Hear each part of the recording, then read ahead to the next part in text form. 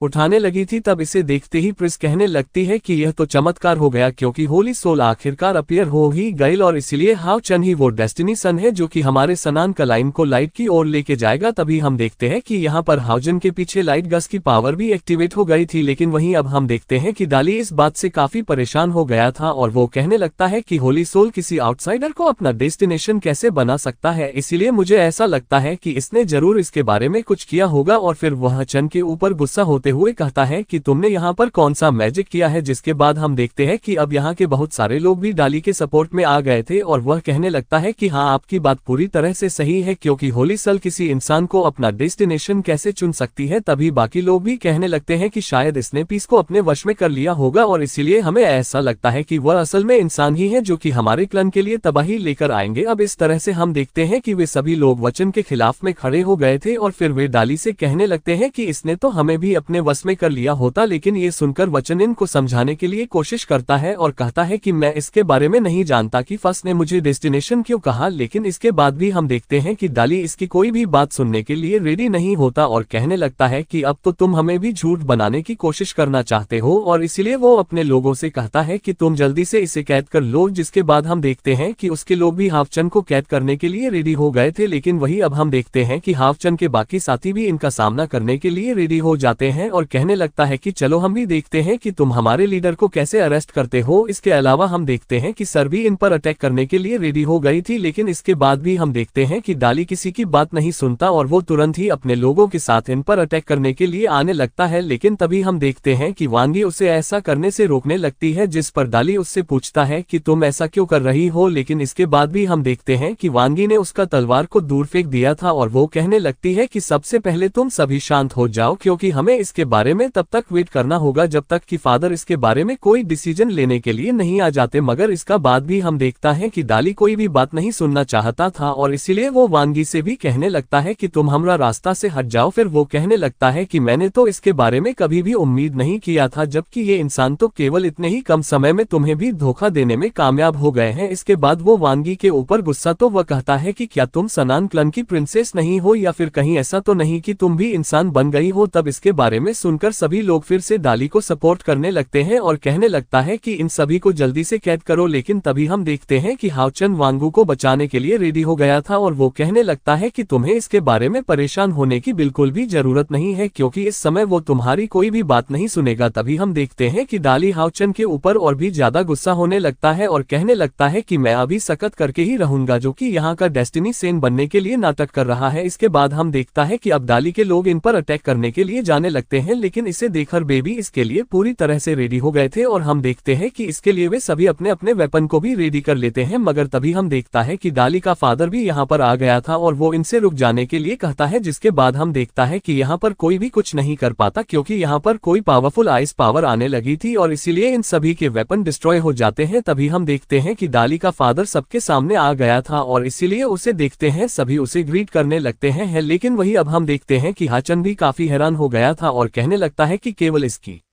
आवाज भी को इम्प्रेस कर दिया और इसीलिए ऐसा लगता है कि यही उनका किंग है। तभी हम देखता है कि डाली अपने फादर से भी इसके बारे में बताने लगता है और कहने लगता है कि इस इंसान ने यहाँ पर कोई मैजिक यूज किया है और इस तरह से वो हमारे डेस्टिनेशन बनने के लिए नाटक कर रहा है। लेकिन अभी हम देखते हैं कि उसका फादर इसके बारे में कुछ नहीं कहता और वो सबसे पहले हाफचन के सामने आता है, जहाँ वो कहने लगता है कि क्या पुश ने तुम्हें ही डेस्टिनेशन कहा। तब इस पर हाफचन उससे कहता है कि हाँ, जिसके बाद डाली का फादर कहता है कि बहुत अच्छे। और फिर हम देखते हैं कि वो इनको अपने साथ आने के लिए कहता है। फिर वो कहने लगता है कि मैंने भी इसके बारे में कभी नहीं सोचा था कि कोई इंसान हमारा डेस्टिनेशन होगा। लेकिन हम देखते हैं कि वो भी इस बात पर इतने आसानी से यकीन करने के लिए रेडी नहीं होता।